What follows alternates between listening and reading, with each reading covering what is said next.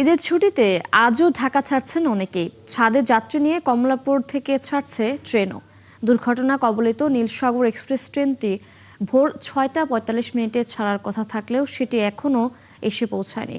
তবে অন্যান্য রুটের ট্রেন চলাচল স্বাভাবিক রয়েছে। এই মুহূর্তে কমলাপুরে আছেন সহকর্মী মাইনুল মারুফ।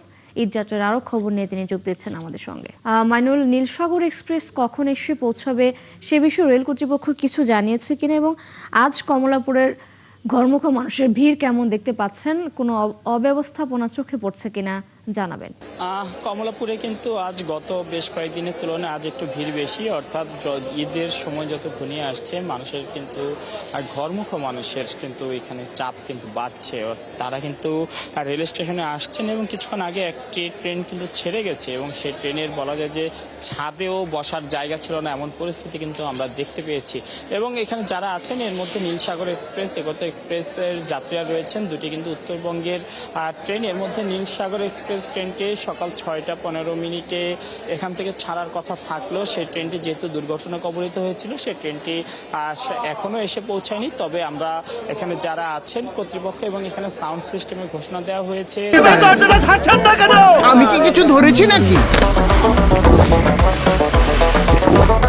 আপুটা আপনাকে চেক আউট করছে, জাস্ট কুল থাকুন। যে ট্রেনটি রওনা হয়েছে এবং হয়তো 9:30 নাগাদ এখানে এসে পৌঁছাবে এবং 10টা 10 থেকে 15 নাগাদ এখান থেকে ছেড়ে যাবে এবং সেই যাত্রীরা কিন্তু এখানে অবস্থান করছেন।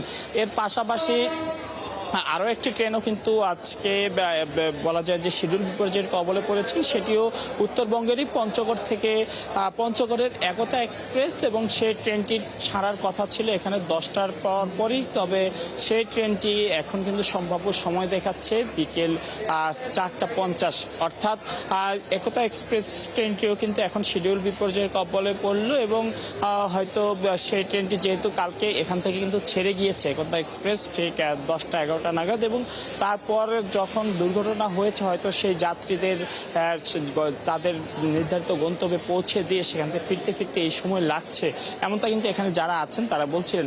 এবং এই যে দুটি ট্রেন বাদে অন্যান্য যে সকল রুটের ট্রেনগুলো রয়েছে সেই ট্রেনের রুটে বা ট্রেনগুলো কিন্তু একদম যথাসময়ে ছেড়ে যাচ্ছে, হয়তো 2-4 মিনিট লেট হচ্ছে ছাড়ার আগে।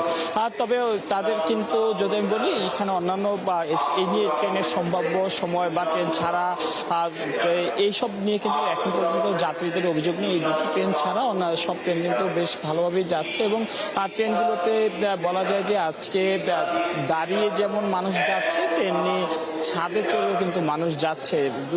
আমরা এখন পর্যন্ত 2-3টি ট্রেনই দেখেছি যে ছাদে মানুষ আছে এবং তা নিয়ে ছেড়ে গিয়েছে এবং কর্তৃপক্ষ চেষ্টা করছিল যাতে তাদের নামিয়ে আনা যায়। তবে যারা ছাদে উঠে গেছে তারা কিন্তু নামতে নারাজ। তাদের সাথে আমরা কথা বলেছিলাম, তারা বলছেন যে কোনো মূল্যে পরিবারের সাথে ঈদ করতে চান তারা, ফলে একটু ঝুঁকি থাকলেও তারা কিন্তু এই ঝুঁকিটা নিচ্ছেন এবং এই ঝুঁকি নিয়ে পরিবারের সাথে প্রিয়জনদের সাথে ঈদ করার জন্য কিন্তু সেই মানুষগুলো ছুটছেন নিজ নিজ গন্তব্যে। এবং এখন পর্যন্ত যদি যেখানে যে মানুষরা আছেন তারা কেউ আছেন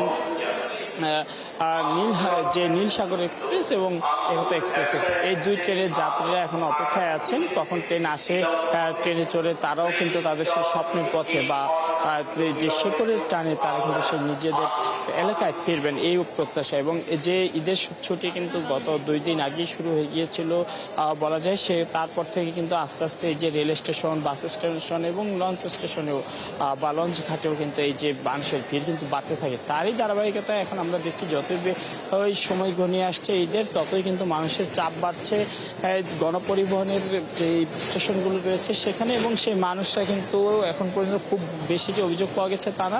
এখানে ট্রেনের ক্ষেত্রে গতকালের দুর্ঘটনার ফলে একটি শিডিউল বিপর্যয়ের সৃষ্টি হয়েছে, এর বাইরে কিন্তু রেলে খুব একটা অভিযোগ কিন্তু আমরা পাইনি। গতকালও আমরা এখানে ছিলাম, আমরা মানুষের সাথে কথা বলেছি, তারা কিন্তু খুব একটা অভিযোগের কথা বলেনি। তারা বেশ তবে কিছু তারা অসঙ্গতি। মাইনুল, ধন্যবাদ আপনাকে আমাদের সাথে যুক্ত হবার জন্য। আপনি থাকুন সেখানে। দর্শক, কমলাপুর রেলওয়ে স্টেশন থেকে যুক্ত ছিলেন আমাদের সহকর্মী মাইনুল মারুফ।